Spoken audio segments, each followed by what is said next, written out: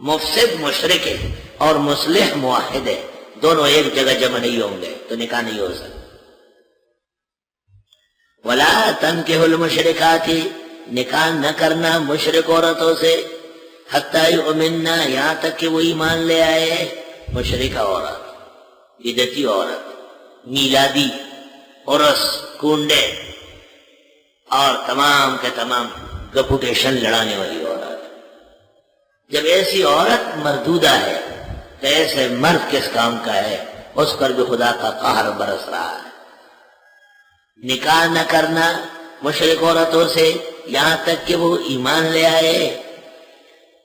مشرک عورت ہے، بڑی خوبصورت ہے، بڑی مالدار ہے، اب کیا کرے؟ وَلَأَمَةٌ مُؤْمِنَةٌ، اور یقیناً کنیز ایمان والی، خیر من مشرکۃ، بدرجہ بہتر ہے شرک والی عورت سے، وَلَوْ أَعْجَبَتْكُمْ، اگرچہ وہ مشرک کافر تمہیں اچھی لگے لیکن ایمان کو اچھی نہیں لگے گی، اعتبار ایمان کا ہے، تمہارا نہیں ہے۔ وَلَا تُنكِحُوا الْمُشْرِكِينَ، اور نکاح نہ کراؤ مشرک مردوں سے۔ وہ تنکحو لازم ہے، یہ متعدی ہے، کیوں؟ عورت سے آدمی خود کر سکتا ہے لیکن مرد کا نکاح تو کسی اور سے کرایا جائے گا۔ وہاں ترجمہ ہے نکاح نہ کرنا اور یہاں ترجمہ ہے نکاح نہ کرانا مشرکوں کا، حتی یؤمنوا، یہاں تک کہ وہ ایمان لے آئے۔ ان آیات کی تفسیر میں شاہ عبد القادر محدث دہلوی نے تفسیر موضح القرآن میں لکھا ہے کہ جو لوگ اللہ کے سوا کسی کے غیبدان ہونے کے قائل یا یہ سمجھتا ہے کہ یہ میرے نفع اور نقصان کا مالک ہے، فرمایا وہ مشرک ہے اور ان کے ساتھ مسلمان موحد کا نکاح نہیں ہو۔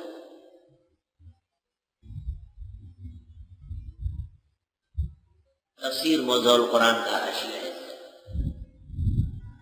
موضح القرآن اس لیے عجائب و غرائب ہے کہ وہ دارالعلوم دیوبند سے 60-65 سال پہلے کے لکھے گئے ہیں اور یہ مختصر ترجمہ پہلا ترجمہ ہے، اور اس کے حواشی یہ شاہ عبدالعزیز صاحب کے چھوٹے بھائی ہیں اور 40 سال میں یہ ترجمہ مکمل ہوا۔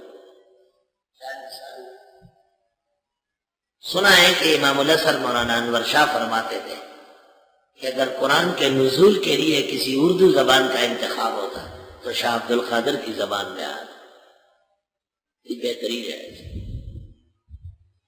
اور مولانا انور شاہ سے متعلق سننے میں آیا ہے، بعض کتابوں میں دیکھا کہ حضرت رمضان شریف کے مہینے میں صرف تفسیر موضح القرآن ترجمہ اور حاشیہ دیکھتے تھے اور فرماتے تھے علم کا دریائے معجزن ہے۔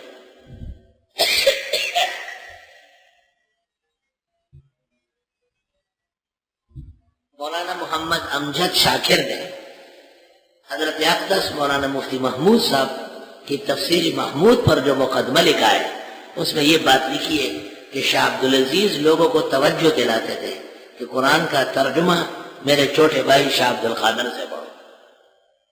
شاہ عبدالعزیز کا اتنا بڑا اعتماد، وہ چھوٹا سا ترجمہ عام سا ملتا ہے